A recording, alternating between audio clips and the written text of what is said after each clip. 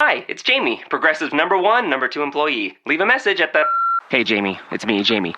This is your daily pep talk. I know it's been rough going ever since people found out about your a cappella group, Mad Harmony, but you will bounce back. I mean, you're the guy always helping people find coverage options with the Name Your Price tool. It should be you giving me the pep talk. Now get out there, hit that high note, and take Mad Harmony all the way to nationals this year! Sorry, it's pitchy.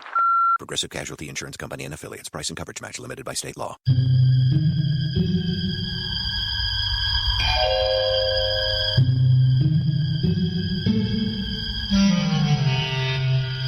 Archangels, ghosts, and Bigfoot. Oh my. It's just another night for Supernatural Girls. Real stories, real answers to life's biggest supernatural mysteries. And now for another exciting interview with paranormal experts from this world and others. Here's your host, paranormal researcher Patricia Baker, on the one, the only Supernatural Girls.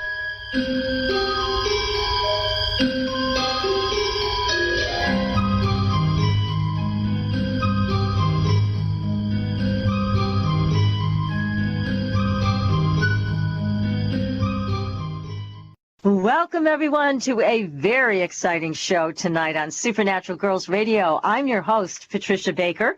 I'm here with my co-host, PK, in 80-degree weather in Tucson. Yes. It's snowing here. My God. Oh, well, what can I say? I know it. I know it. I'm jealous. I admit it. Well, get on the jet plane, sweetheart. Come on down. You're not that far away, but my goodness, it's like the dead of winter here. We're tired of it. Well, it depends on what week it is, what it is here. This week it's in the low 80s. God knows what we'll have next week. Good for you. You're blessed with that. Well, we have quite a show tonight. Don't we, though? Do we not? Mm. Oh, my God. Now, I have been waiting to invite this gentleman on the show for us, and he was kind enough to agree to come on. His name is Kai Muegge. Now, I pronounced that wrong, I'm sure, because there is a German pronunciation. We're going to get Kai to tell us again how that's said correctly.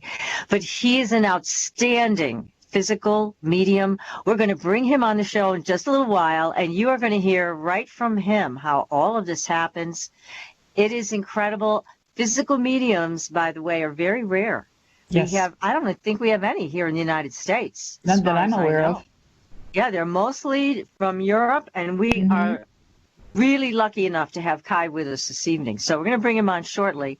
But first, what's going on with the numbers, PK? What's happening? Well, the good part is we're in a 5 universal month, which is perfect because all about change, good to bad, bad to good, but a luck factor that goes with it. But we want to do everything in a hurry, so we're going to have to tell everybody, slow it down a little bit on the road. And I bet you if you pay attention, you'll notice more people getting tickets this month than usual because 5 deals with speed, doing everything in a hurry. I should just lay it all out. Drugs, sex, and alcohol. How's that sound? That's what the month is about. Yeah, well, it's simple. That's what we got to do is be careful and play the lottery. Well, that's exactly it. But we have a retrograde that starts tonight. And going into the retrograde, we're in the shadow period starting this evening. It does not end until the middle of next month. So for the first 10 days, the shadow, anything to do with communication, be careful signing documents, message that you leave, be sure that they're put out the way you think they are. Things get transposed, turned around. It's going to be a Donnybrook because of all the things ongoing with the changes as well as the retrograde. Somebody's scratching at all of us. We're going to get a little bit, well, I shouldn't say not all of us. Those born in a retrograde don't have to deal with it.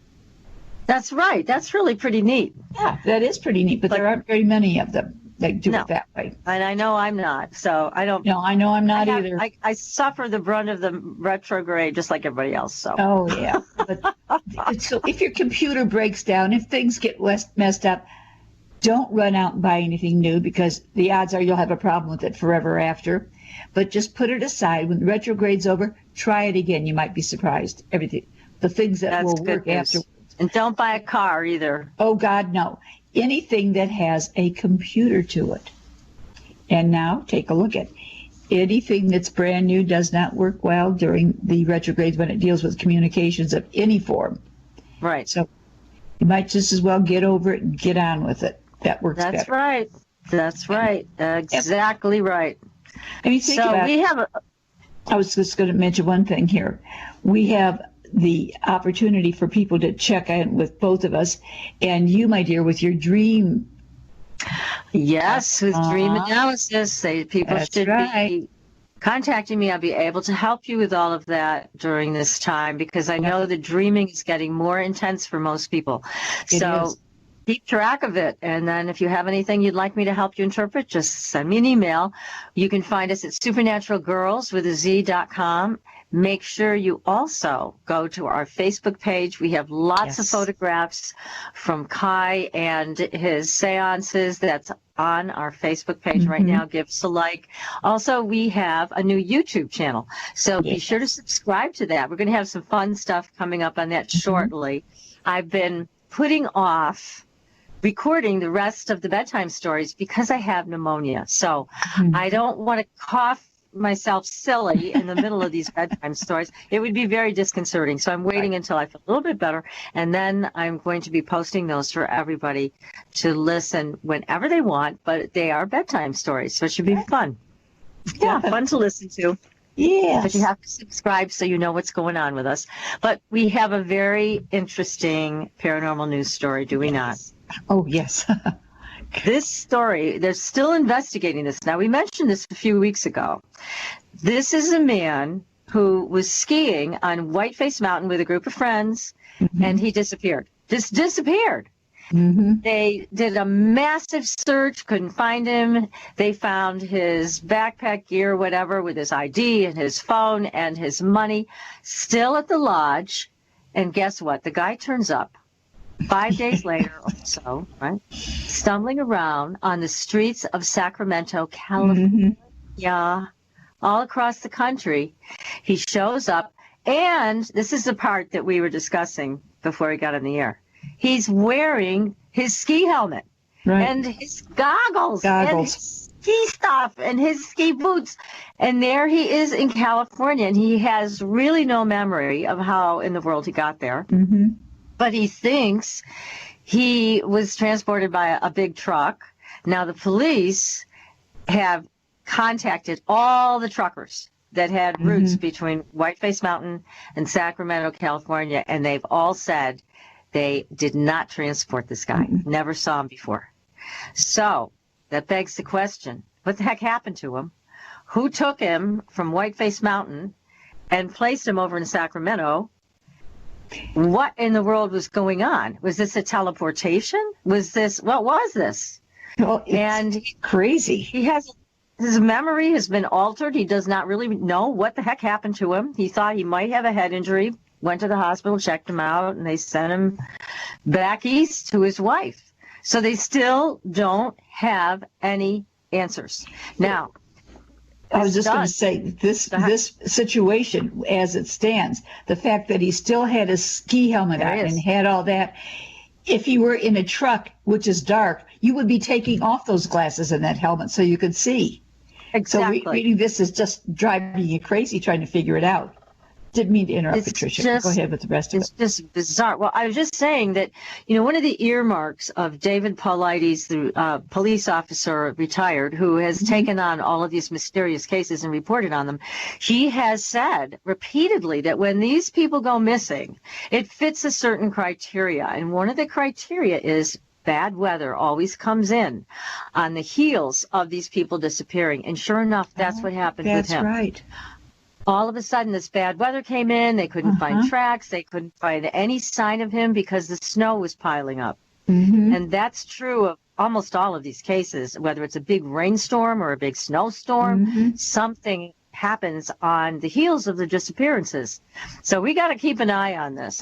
I think this is just an amazing story. I'm hoping somebody will either give him sodium pentothal or they will hypnotize him and find out what in the world happened, because I think he might hold a key to some of these other people that have gone missing and haven't been recovered. So he had money in his pocket and that when he was found, did he not? That's even stranger. He did. They found him with money in his pocket. They found him with a new cell phone. I mean, again, there's so many strange pieces of this that are not adding up. But it doesn't. It just doesn't feel like there's nothing normal about it. Let me put it that way. Heavens no. The fact that by all of his identification and monies were left where he was at, and then to be found 5 days later with money and such in his pocket and didn't know how he got there. That's not what I'd call normal. It's not. It's just an extraordinary thing with supernatural possible situations and energy involved. And certainly supernatural energy, I would say, has been involved in a lot of the disappearances identified by Mr. Paulides. We got to get him on the show one of these days. But for now, we are talking about physical mediumship with Kai, and we got to get him on the show. We're so excited. So let's do it. All right. Okay. So let's Kai, go for it. Welcome to the show. Welcome to the show. Please come in and join us. Thank you so much. How are you? Very much appreciated that you're having me. I'm very good. I hope you're doing well too, and that we have a great show tonight. Oh, absolutely. Absolutely. It's such an honor to have you here. Oh, definitely. With us. Yes. Thank you so much. Thank you so much. And again, I want to send everybody to the Facebook page to take a look at some of the photographs that Kai sent over to us. They're just remarkable. You can see them on our Facebook page, so be sure to take a look there. So, Kai, tell us, this is a lifelong experience for you, right? You were born into this. Yes, more or less. I mean, I am giving seances since I'm 15 years of age. And this is now 34 years. For 34 years I am doing that. It was always a little bit depending what my professional career was doing, how much time I could involve. But basically from, respectively, since I'm 15 years of age. And yes, and then we had this revival of physical mediumship within the mediumship scene in the mid-90s. And we founded the Felix Circle in 2002. And the Felix Circle, yes, that's the circle that has achieved more or less all the results which are shared on the photos I had sent to you. Yes. So it's a lifelong, it started when I was much younger than 15. I'm coming from a house of teachers. My mother is a teacher.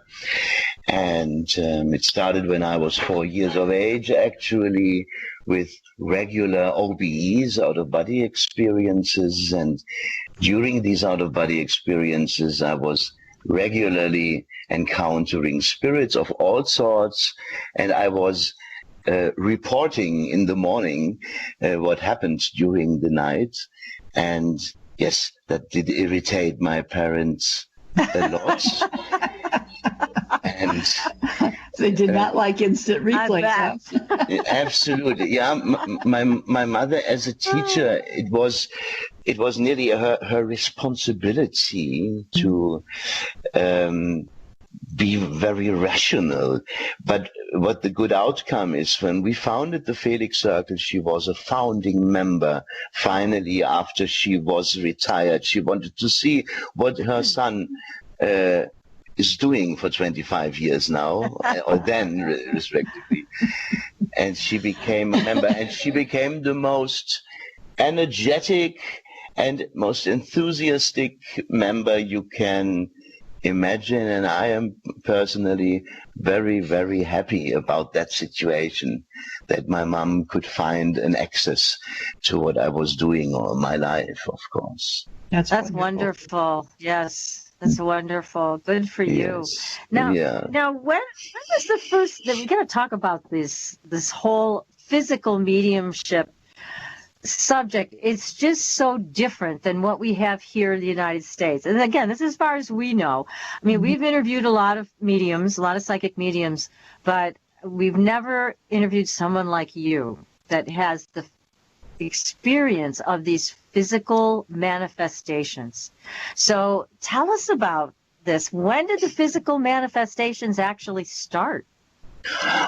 Yeah, I mean, we need to understand that actually the history of physical mediumship and the ceremonial procedures that were in the many centuries before this era of Western spiritualism, it was happening all around the world, and specifically with the Northern American Indians. They all had ceremonies until today in which the spirit world is manifesting here on our plane. And to be honest, from the start on in the Western spiritualistic movement, it happened also. Some went during the way of the development of the Western spiritualism. It was basically human interest parties who concentrated onto mental mediumship. That had mostly to do with the fact that the survivalists were overtaking. And survivalists mean people who do evaluate mediumistic efforts specifically when they bring forward proof of survival. And that's wonderful and everything, to reach out with the mind into the spirit world and to get in contact there with deceased partners and relatives and friends, bring the information here and share them with the client, for example. But there were always different traditions as well to commune and converse with the spirit world. And they actually were never extinct. They always happened, not specifically in the view of the public, but they were always existing, and they had their heydays, their high times during 1850 and 1930. In the 1950s to the 1970s, we still find quite a few physical mediums also in the USA. One of the most famous physical medium of these times was Keith Milton Reinhardt, and his work is quite legendary. But then the physical mediumship scene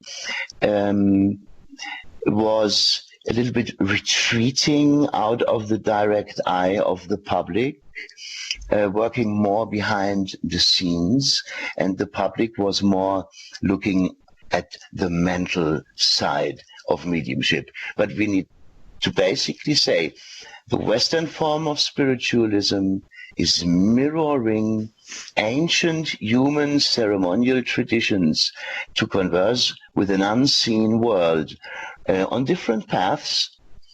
And in the Western spiritualism, from the beginning on, physical mediumship was very, very, very present.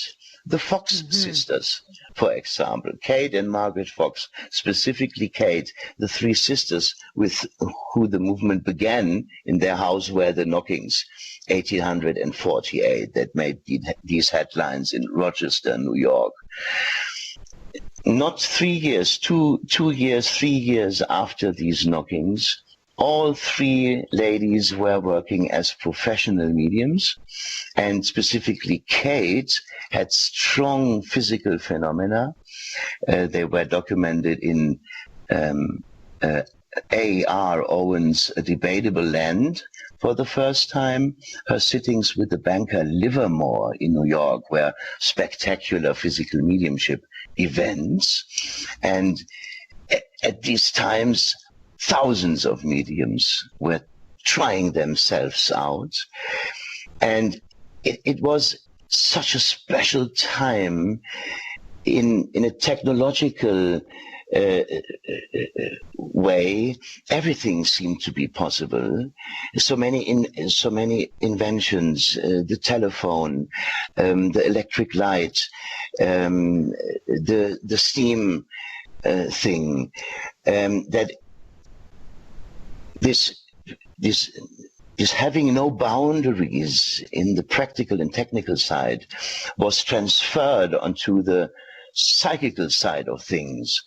And because of that outlook, it seems to be that at these times, amazing wonders could happen between the human world and the spirit world. But basically, it's an ancient thing that accompanies us from the beginning of mankind. Amazing.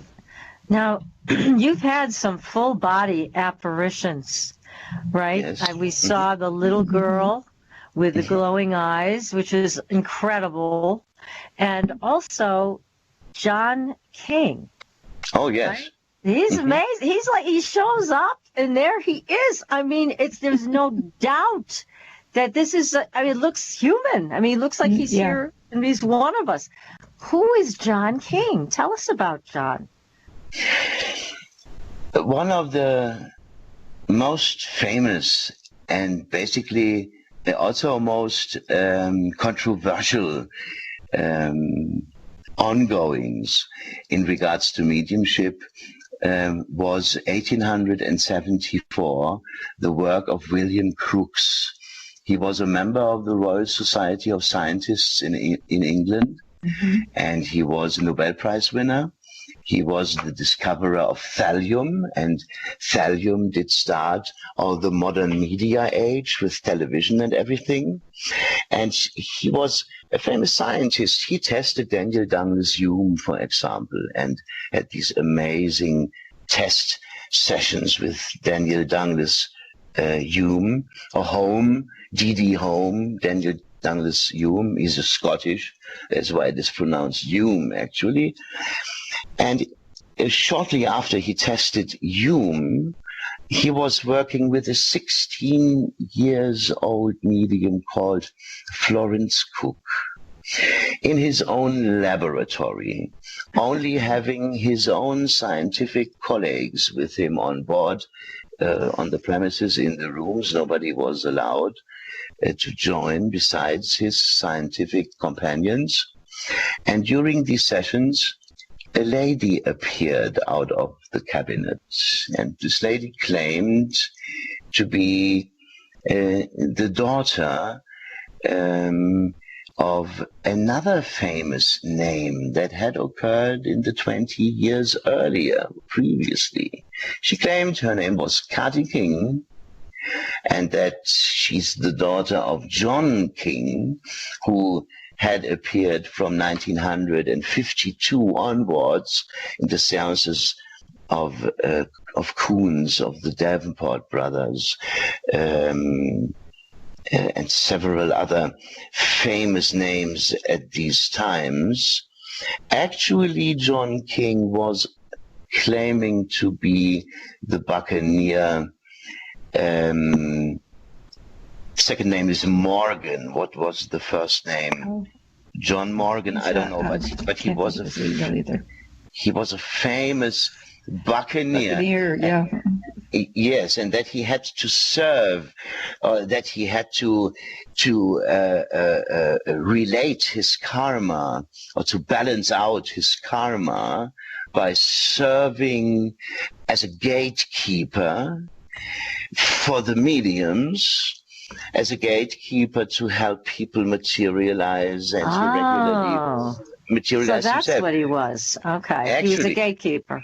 He's a gatekeeper, and that's how he introduced himself in our seances as well, as a gatekeeper who wants to help future spirits to step through the portal in this amazing manner of full form materialization.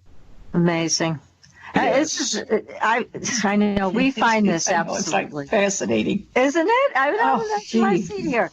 I love this stuff. I mean, because I think it's so amazing. It's nice to be able to talk to a medium and have them kind of pass the information on. But it's more interesting to us when it's someone like you, and it actually, you actually are able to help manifest the spirit, and then the spirit comes through and has direct communication.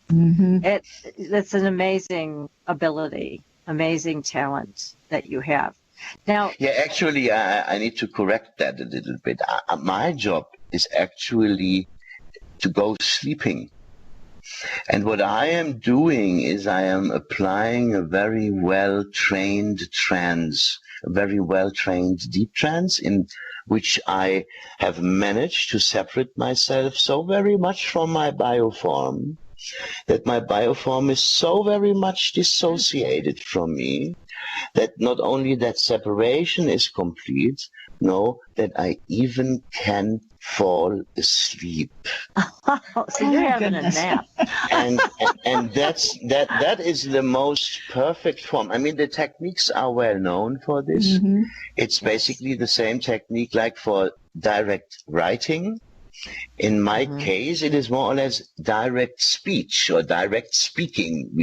Not direct, excuse me, automatic. That was the wrong term. Automatic writing and automatic speaking. The processes are the same. On the one, you are using your muscles on the hand. In the other, the muscles of the voice box are being used.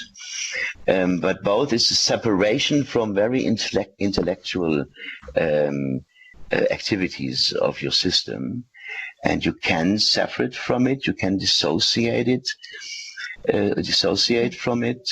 So my job is sleeping, and actually... That's a tough job. Working while he sleeps. That's a good job.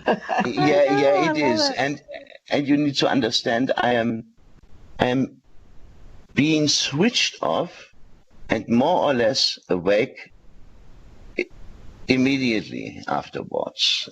And in this reality here, 2.5 hours have gone, and I am being confronted with all the reactions of the sitters, and that's at the beginning that was quite difficult to get that all, because there are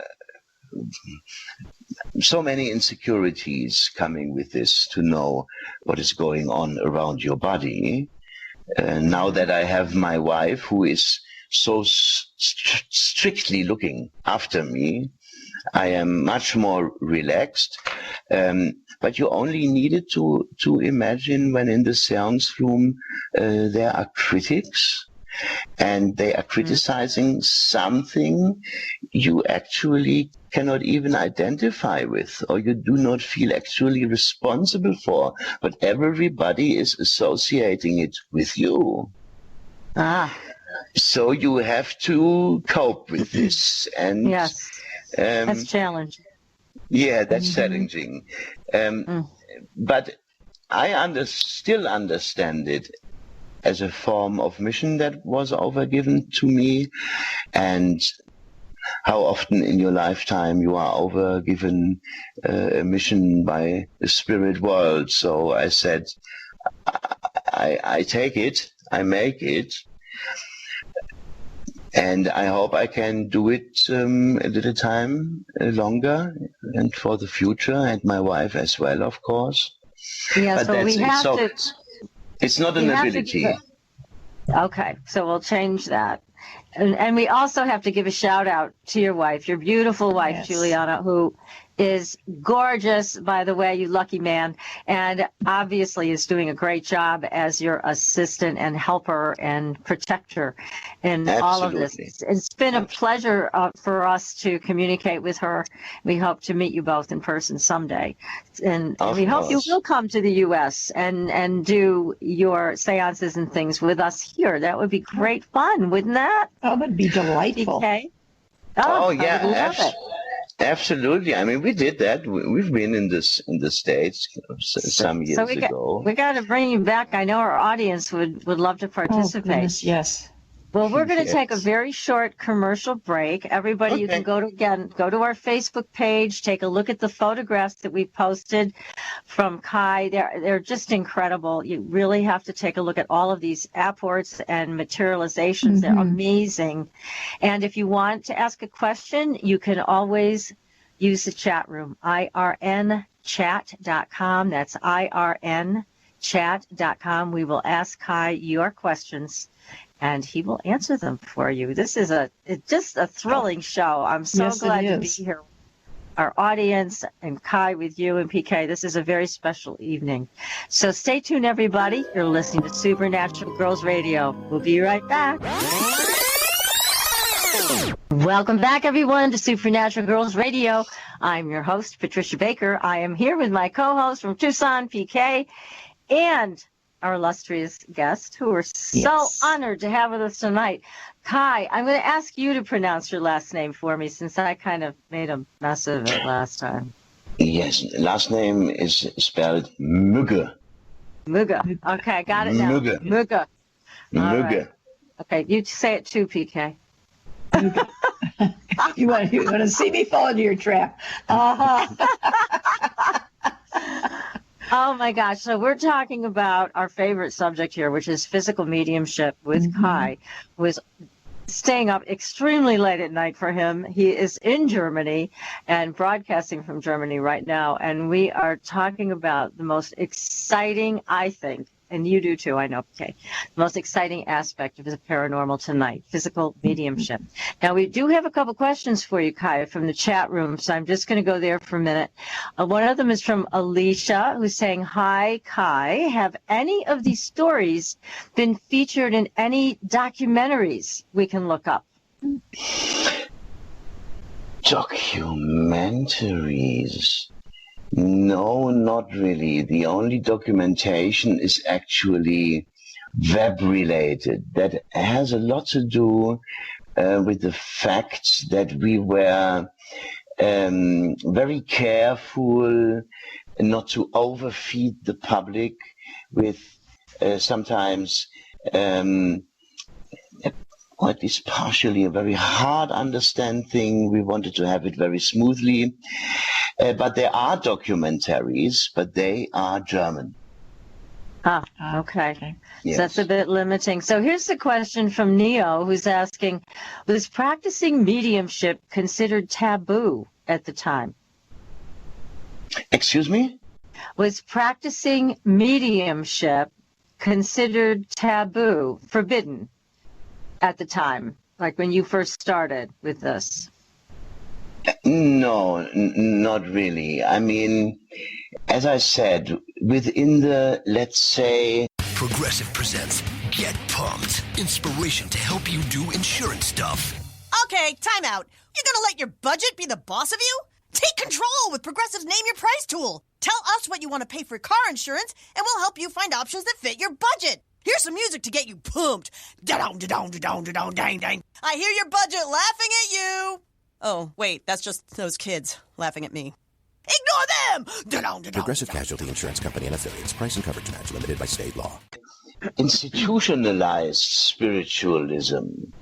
There were always currents that tried to, out of competitive reasons, I don't know actually, but they were trying to talk the other party small, yes, or extinct, or not anymore existing.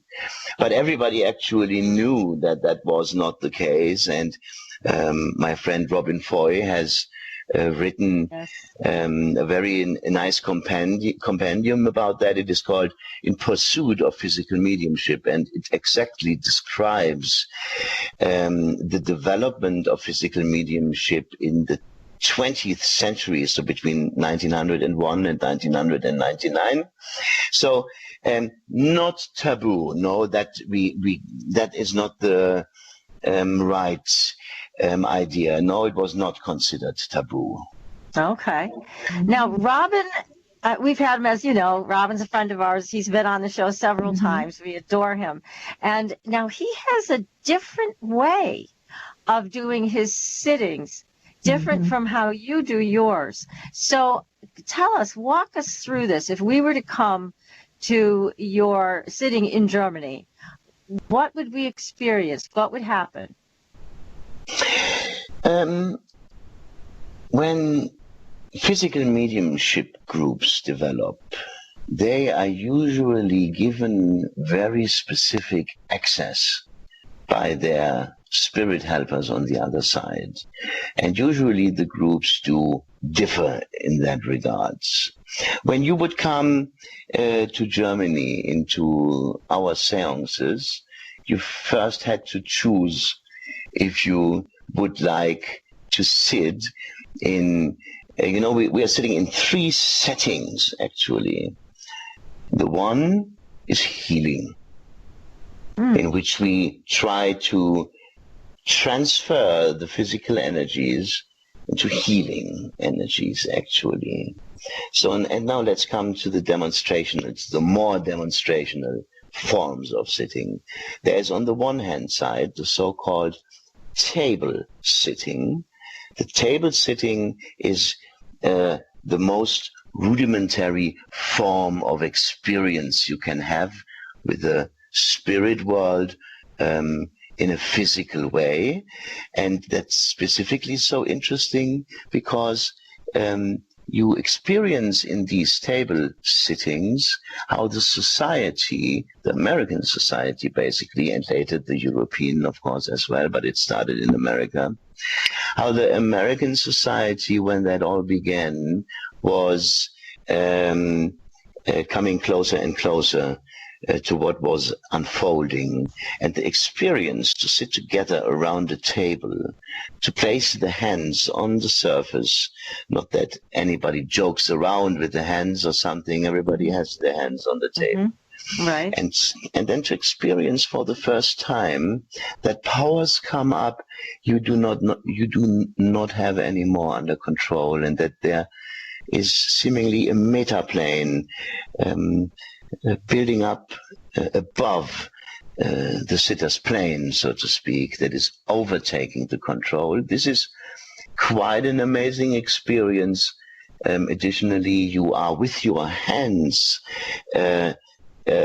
directly involved in all the energetic dynamics that are going on, and the table then starts to become lively and to move, and then it starts to float.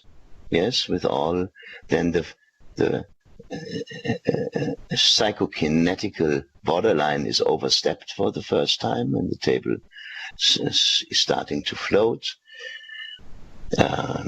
Light phenomena, very reluctant light phenomena are happening, very reluctant touching, palpable phenomena are going on. And yes, when the sitting around the table runs good, runs strong, and when you have a good group that is enthusiastic and can let it happen, because we have so many reluctances within us against these occult powers when they happen then in action.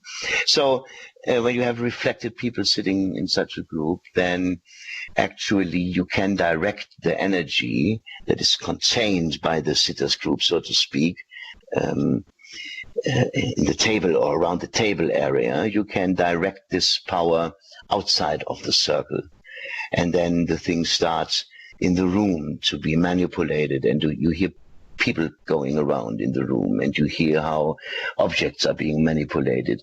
You see objects that have illuminated tape on them, how they are transported from 2 or 3 meters away into the circle.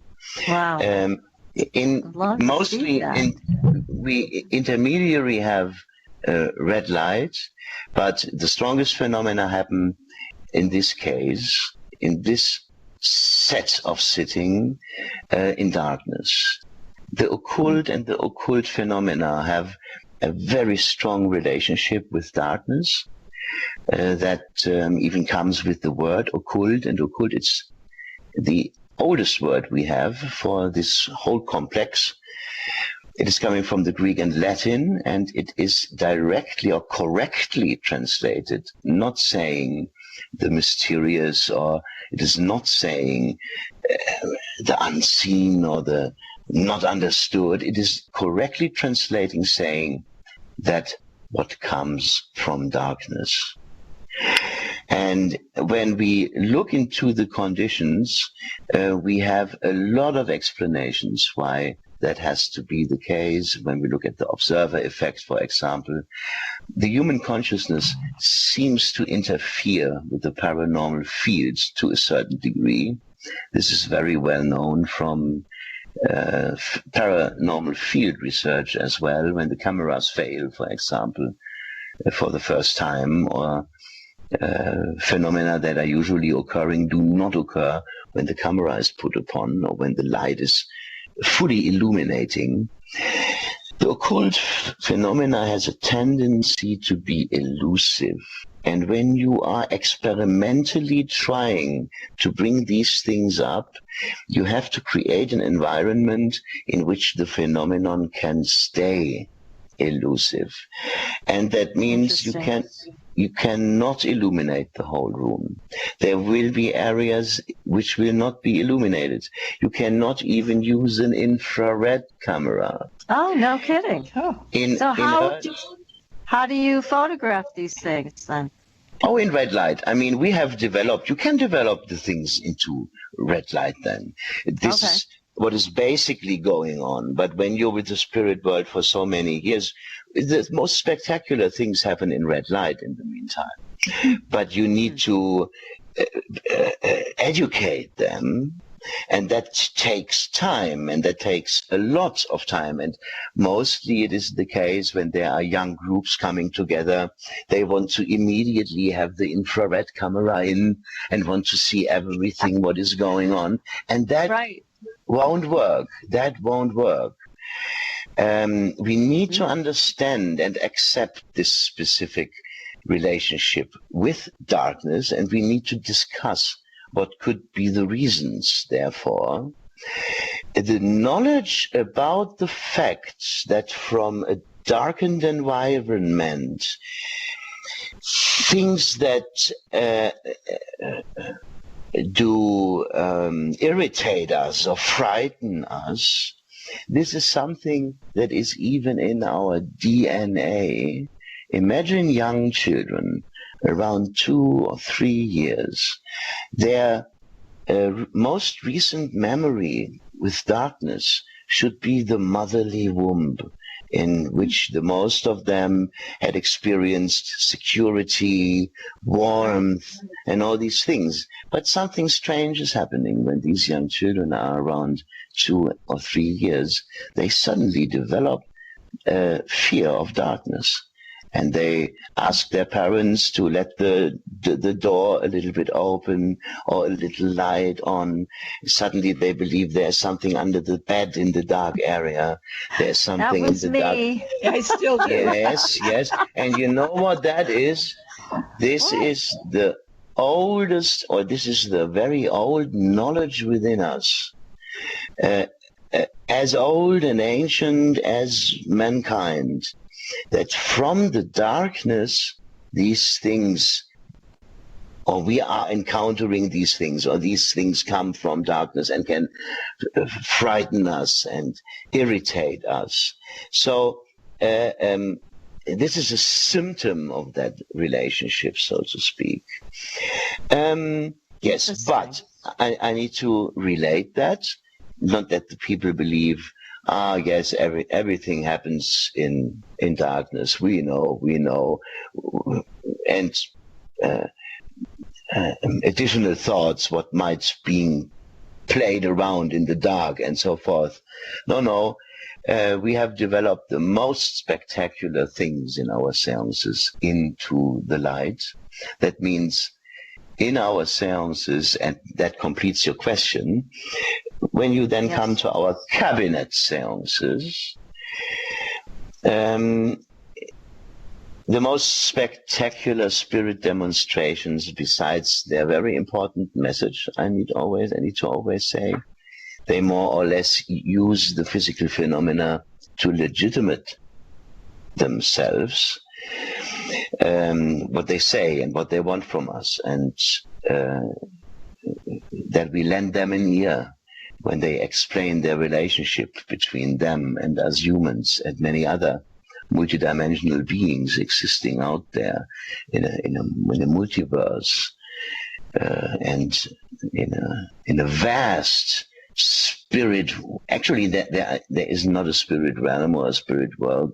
There are spirit worlds outside. Yes, that's true. So in the cabinet sitting, then you encounter, for example, materialization in red light, or apportation of objects. Objects appear directly in front of your eye. Ectoplasmic extrusion. The medium exudes ectoplasm in huge volumes in red light. Everybody can see that. Now, do you feel it? No. I'm sleeping. He just takes a nap through all this good stuff. Absolutely. Because some of those apports are big. Mm-hmm. And, so that's one of the questions. Is it painful when they come through you? I mean, some of these things are pretty large size. Absolutely. And on the photos I've sent you yesterday, you could see that one of the eyes, at least, and it's usually both eyes, but both eyes filled up with objects. And we all know how the eye is reacting when we only have a sand corn in it. But when the spirits have control over the body, they can make even the human body to a portal. And that's quite amazing. And this is exactly what is happening. That's incredible. So what you're saying is your body actually becomes a portal. Absolutely. Oh, my goodness. That's just remarkable. Absolutely. Isn't it? This is what they claim. They say it is an ancient tradition, and that the human body has different access and entry points for aligned and correlating spiritual realms. One of these access points, for example, is at the roof of the mouth, in the inner of the mouth. This is in Hinduism and in Buddhism well known, that there is an access point to the world of their deities, gods and goddesses. And when they apport their lingams, or when they are exercising nutritionlessness, at the mouth rooftop, a golden liquid starts to appear, the mana from the Veds. Yes. Mm-hmm. And this gives them the nutrition to actually exist without nutrition. This is a phenomenon that is widely described and amazing. People can exist without food. Without food, yes. I would like that, because I spend a lot of time cooking and cleaning up. And if I could get rid of that, ask me. I would be one happy lady.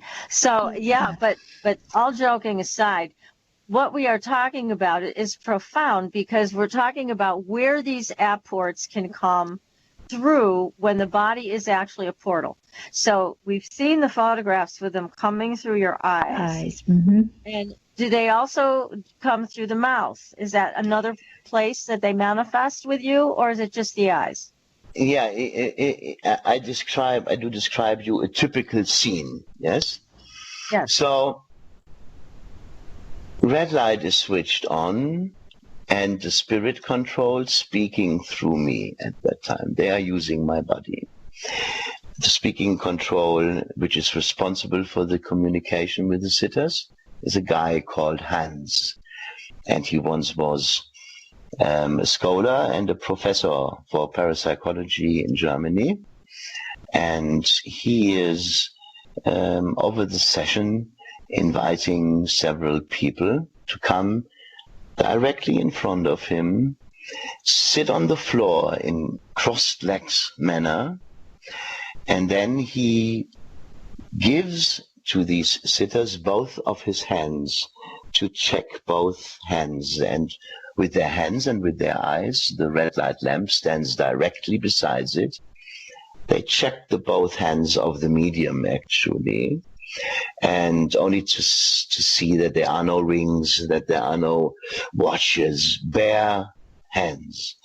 And after they had done that, Hans is usually telling them to not let the both hands of the medium go out of sight, but that is nearly not possible because he only heightens them a little bit and then asks the sitter to form a cup under these both hands he or she just has investigated. And then the objects fall from these hands. And so these people can catch them as they fall. They can catch them, and they can even see them materialize. Sometimes he's holding them high enough that they sit under the hands and they look into the hands and they see how the objects materialize directly under the palm of the hand. So they receive them then objects, and these objects are appreciations from the spirit world, and they are representing the spiritual path of the man or the woman, representing the way that is already done and what still has to be achieved. And they just believe they shall get back to their seats when suddenly, still red light on, no darkness all the time, strong red light, when suddenly the sitters recognize that the medium cannot speak anymore because the mouth quickly fills up with objects. And that's the moment when already from the nose and from the ears, the first object starts to, sometimes it is like a fountain. Sometimes the objects are so deep in the system that Julia has to operate around with tiny screwdrivers to lever them out of the most inner ear. The spirit stays cool all the time and says, Julia, don't worry, stay cool, you will have it in a few seconds. That cannot harm the medium under no circumstances. So, and then the apportation or the materialization happens, and the objects rain from the eyes.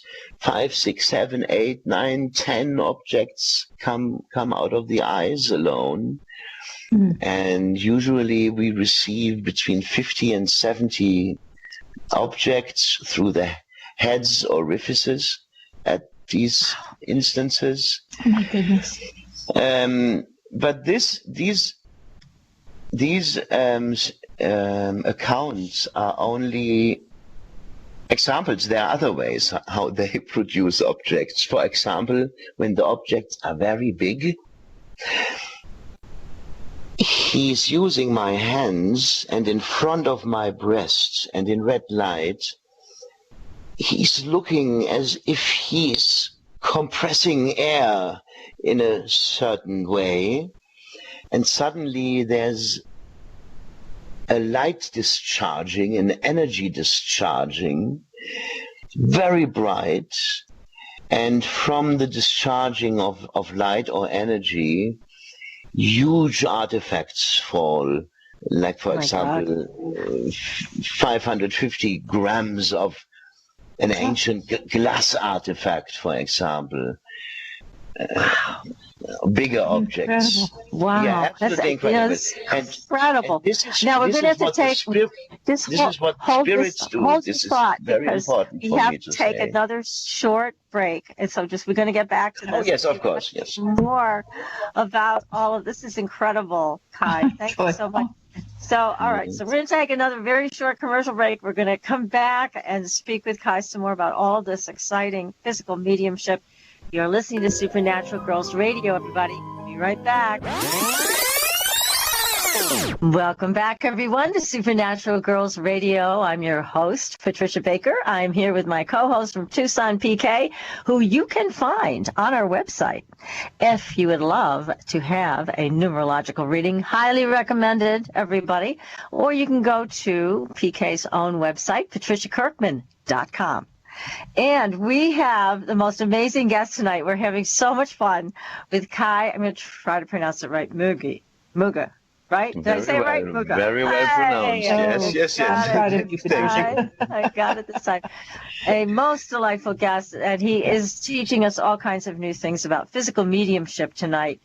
And we have a lot of questions in the chat room. I'm going to try to get through as many as we can. Please let me very quickly refer to that lady who was asking for documentation. We have on a YouTube channel, we have a lot of our results being presented, and mostly in English. On our website, you find this so amazing historical things, the most amazing results we have achieved, all in English. And so that's not a film documentary, but it is wonderful. Excellent. A documentary, so to speak. So refer to that, please. Yes, and thank you very much. What is your website, so that we're sure to make is it? It is called Felix Circle, in one word, felixcircle.blogspot.com. And you will find everything there, the link to the YouTube, the link if you want to join the seance, so to contact Julia actually. Everything you might want or need, you will find there. Great. That's wonderful. And we'll post that also tomorrow. So along with a link in for the people who weren't able to join us live tonight. So we will post that. And here's a question. This is from Lokai, and who's asking, does any of this stuff leave bruising? Any marks from the apports that come through you? Usually not, because the spirits arrange it that does not happen. But from the history of physical mediumship, it is well known that when the protocol is ruthlessly overstepped, or when an accident happens, for example, somebody during the darkness phases lets fall down a flashlight lamp and suddenly light goes on, or the spirit hands that are around in the room touching sitters, caressing sitters, and there is an advice misunderstood and somebody grabs for them or something like that, then we have experienced a harsh effect on the medium. And actually, we, for example, had light incidents when the medium came out with all exposed areas of the body. Usually I'm wearing a t-shirt and the head and the arms are free. And the head and the arms came out as if I had run through rose bushes or whatnot. Oh yes. No. We had another scratches. Yeah. Exactly. We had other incidents, like in Sweden, a lady wanted to overtake a handkerchief, a glowing handkerchief that was transported in the dark through the room, but everybody could see it float through the room, and then it was stopping in front of her, and she wanted to overtake it, but she understood she shall shake hand with the hand that was holding it, and she was trying to search for the hand and grab the hand. The hand disappeared like wax, but I awoke because I was receiving a hard hit, and I was so strongly bleeding from nose and mouth that we had to stop the sounds at that point. But these are very, very rare exceptions.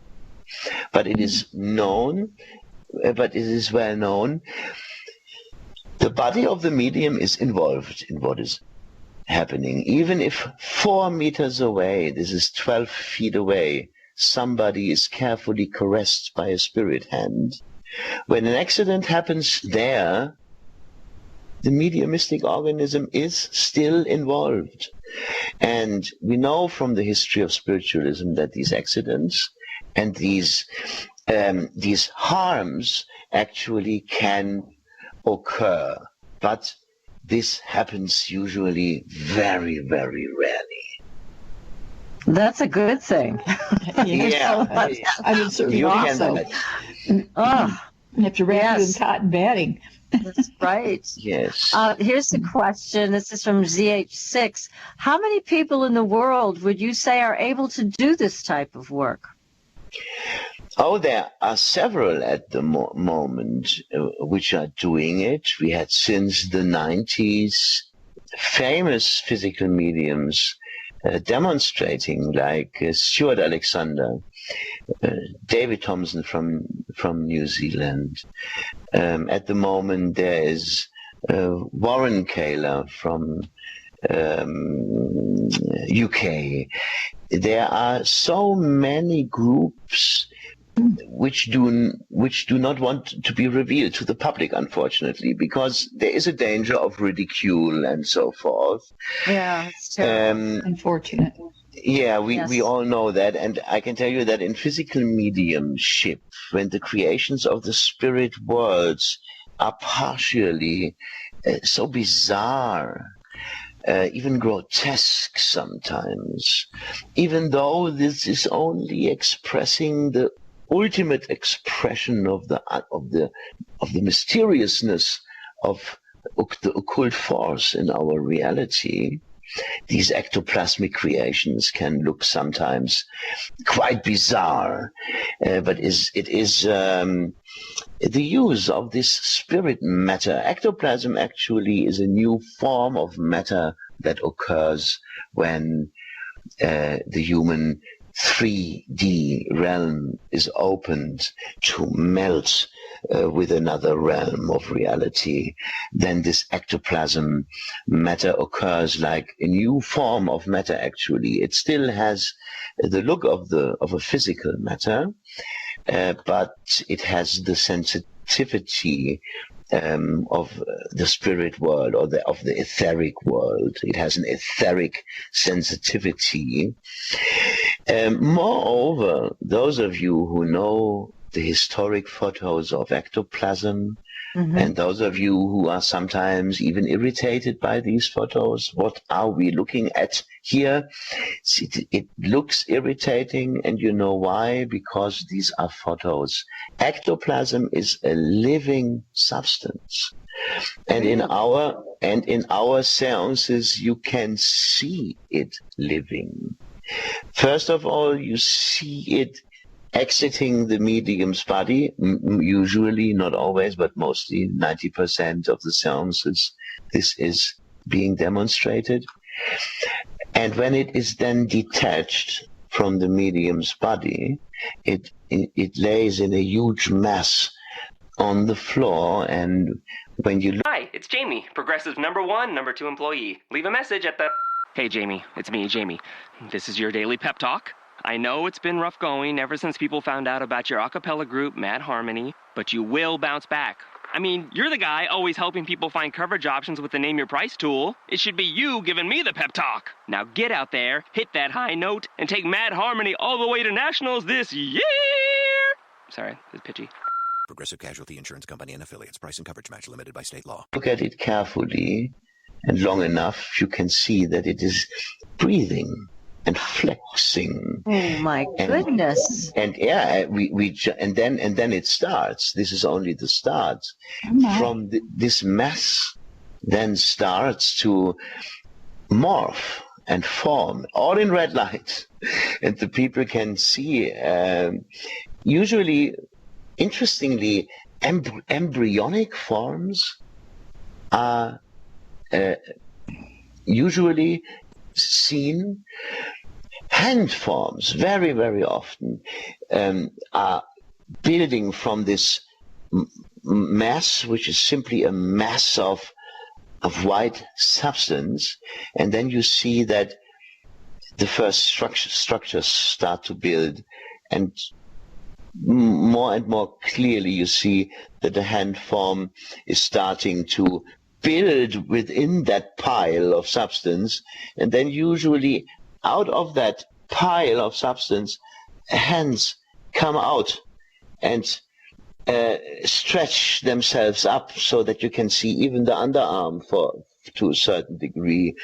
And usually they seem to look a little bit around like a snake head. And sometimes when the spirits have enough control, they even wave to the sitters. Oh boy! Yeah. I mean, this is such a grotesque and bizarre. It is. But creation. let me ask you a question. So, because ectoplasm is, as you said, it's a substance. It's real. It's breathing. It's living. When the seance comes to an end, what happens to it? It is over a certain time disintegrating, and we have observed this disintegrative process already in the past, but it is usually happening when the lights are off, because the people are usually wanting to see the building processes and the changes, and usually we have wet stains then on the floor, or wet stains on the shirt of the medium. Sometimes we don't have wet stains. The spirits claim that the moment they retreat the form giving information, the substance disintegrates like how is it called? What you put in your bath water? These bubbles. When these bubbles it disintegrates simply. Okay, that's what disintegrates. How interesting. Yeah, and then disintegrates. Now, is there a long process for this to take place, or does it happen rather quickly? No, it takes a few minutes, and usually the spirits takes the chance to address the last words to the sitters. Meanwhile, this disintegrating process is taking place. And, let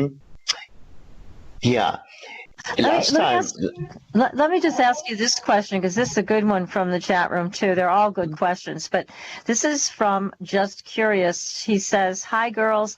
Has Kai had any scientist study his work and measure his brain activity while this is happening?"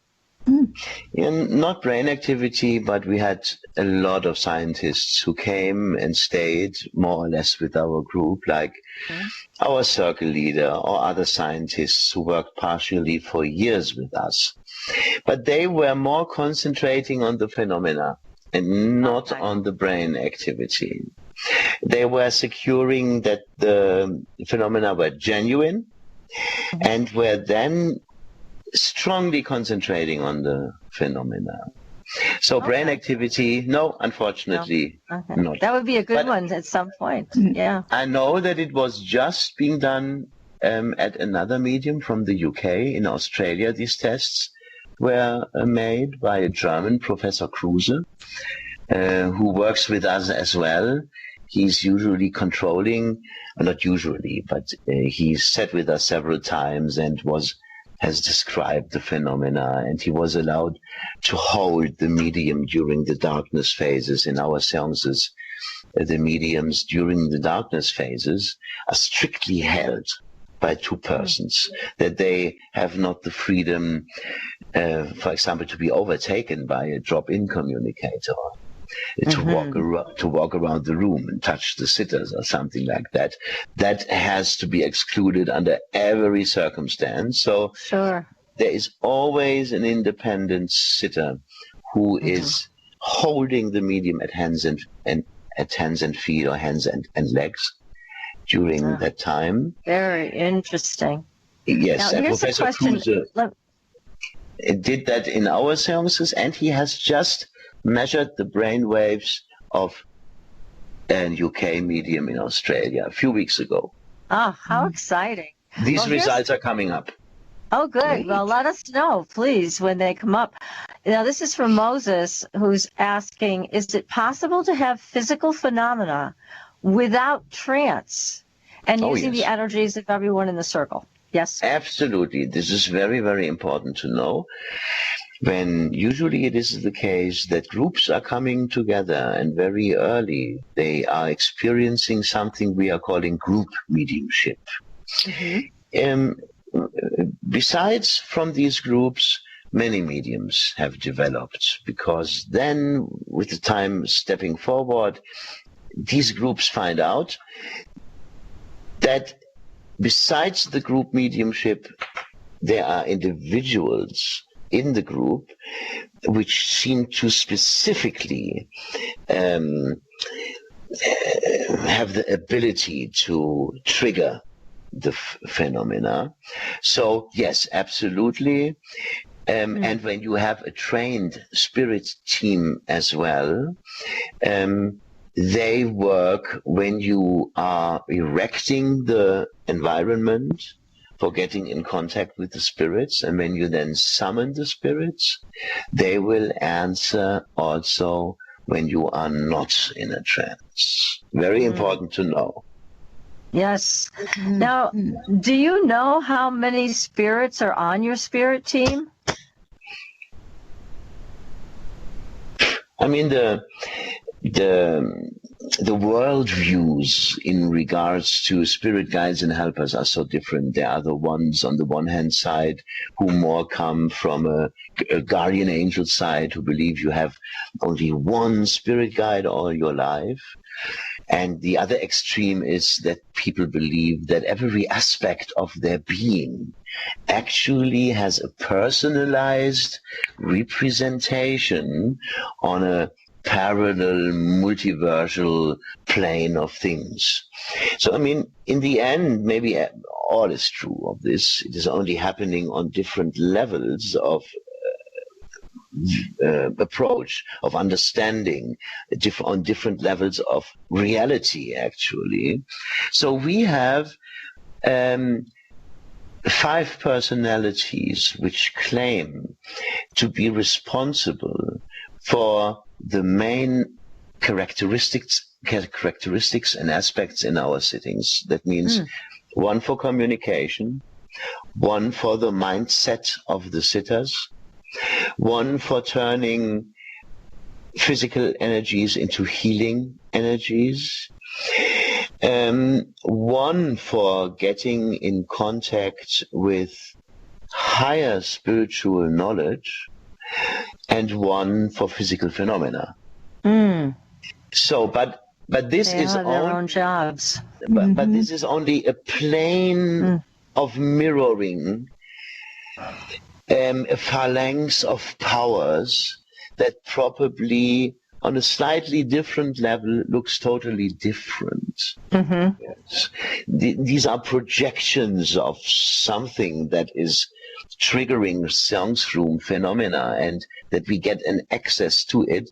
It reveals itself as personalities, and probably or perhaps parts of the original personalities, because they claim they have been former Earth life types of guys, you know what I mean? Yes. But who could ever compare them or compare the personalities?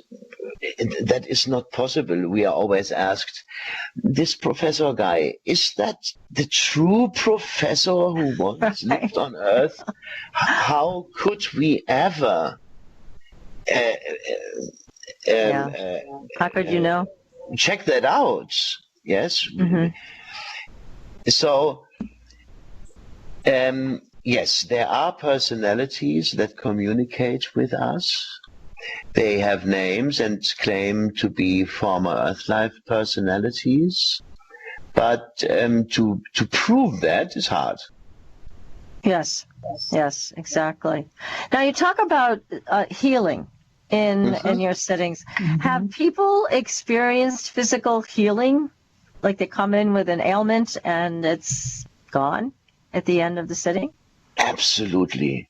The seance room energy alone by itself, we do not even need to concentrate it on healing. Simply the regular seance room energy is well known for, is renowned for having huge potentials for healing for the sitters.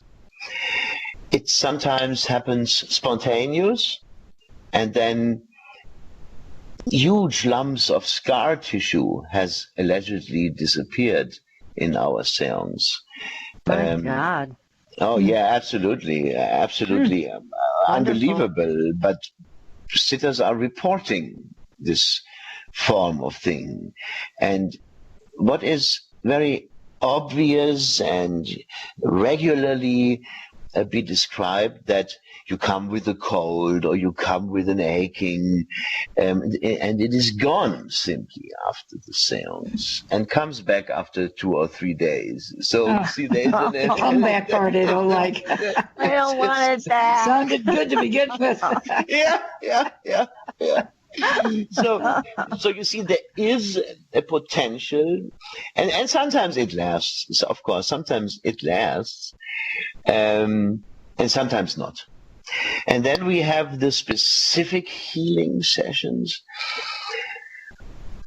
and this is a whole new area here, dear PK, dear Patricia, because we're working on so many levels, trying the people to help.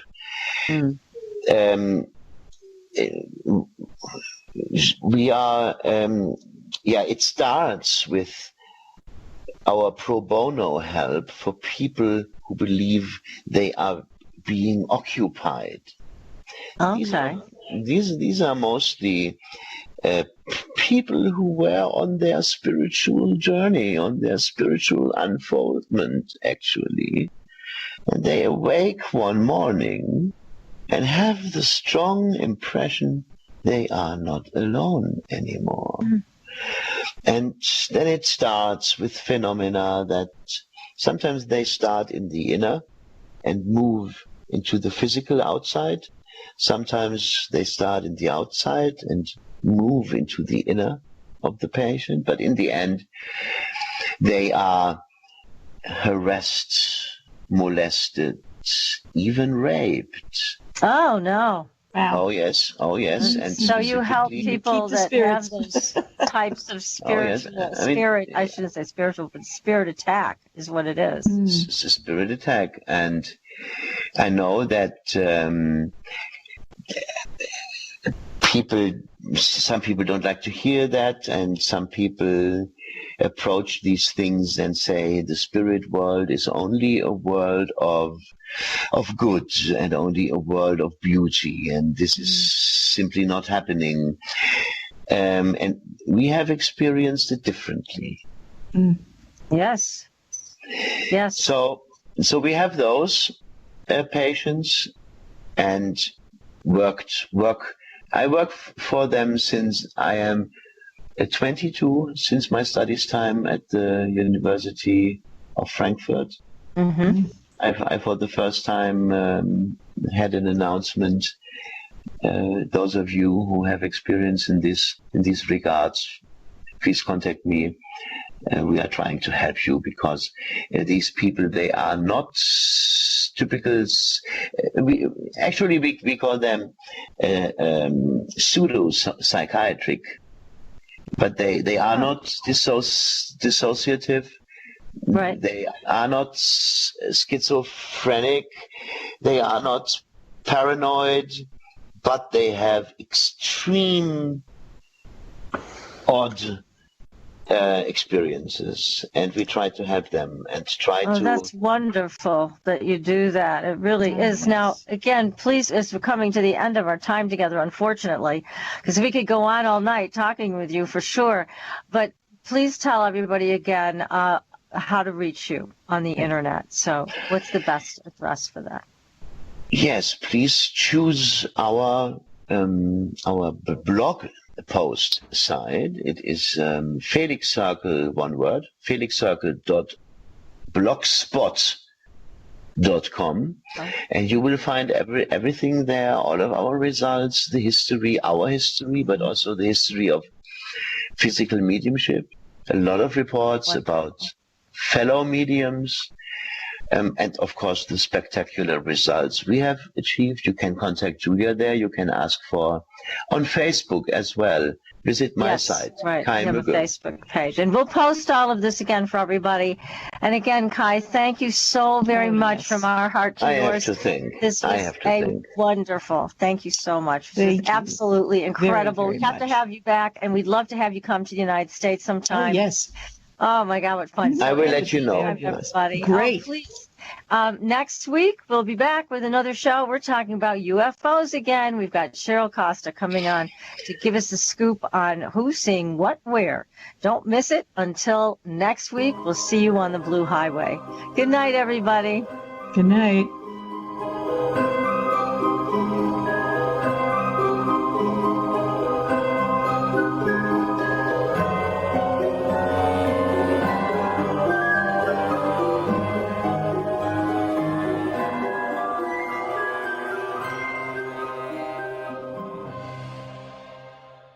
Don't miss this Saturday's steal at Old Navy and OldNavy.com. $2 tanks for women and girls this Saturday only. Plus, in-stores only, get free solid color flip-flops when you spend $50 or more. Saturday at Old Navy, valid 3/10, select styles, exclusions apply, limit 5 tanks.